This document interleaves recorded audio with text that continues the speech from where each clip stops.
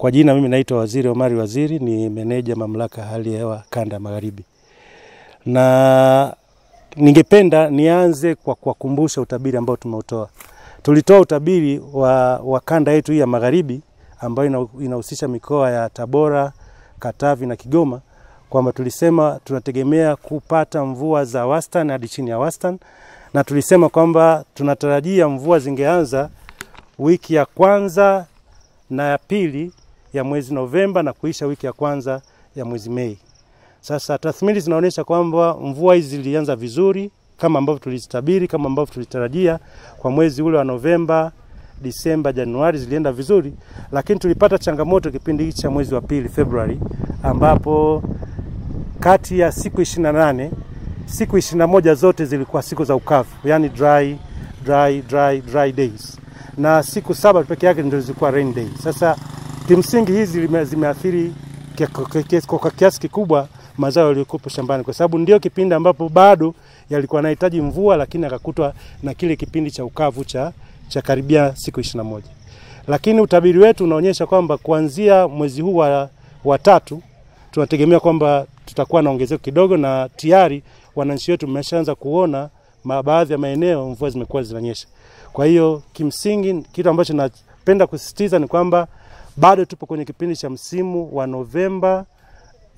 November, December, January, February, March, April, kama ambavyo tumekitabiri hapo awali, na mvua zinategemea kuisha mwezi huo wa 5. Kwa hiyo kimsingi wananchi wetu bado na wasisitiza kwamba wafuatilie ushauri wa maafisa ugani, ili pengine waweze kushauri sasa katika kipindi hichi kilichobaki kufikia wiki ya kwanza ya mwezi Mei nini cha kufanya, ili waweze kupata tija na kunufaika na hizi mvua ambazo zimerudi hadi kufikia mwezi Mei wiki ya kwanza.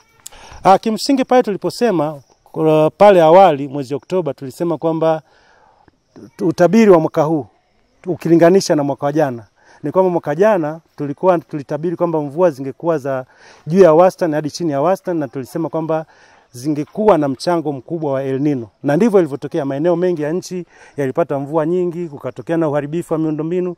Lakini tukasema kipindi cha msimu wa mwaka huu tunategemea mvua za wastani hadi chini ya wastani, na tukasema kwamba zinatarajiwa pia kuathiriwa kwa kiasi kikubwa na fenomena nyingine ambayo ni kinyume cha El Nino. Hii inaitwa La Nina.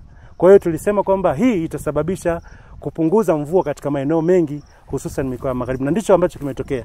Kwa hiyo ingawaje sasa tunaamini kwamba kadri tunavyokwenda huko mbele ile fenomena La Nina inapungua nguvu, na hali inaweza kuwa nzuri kuanzia sasa kwenda kule kwenye Mei wiki ya kwanza mwaka huu.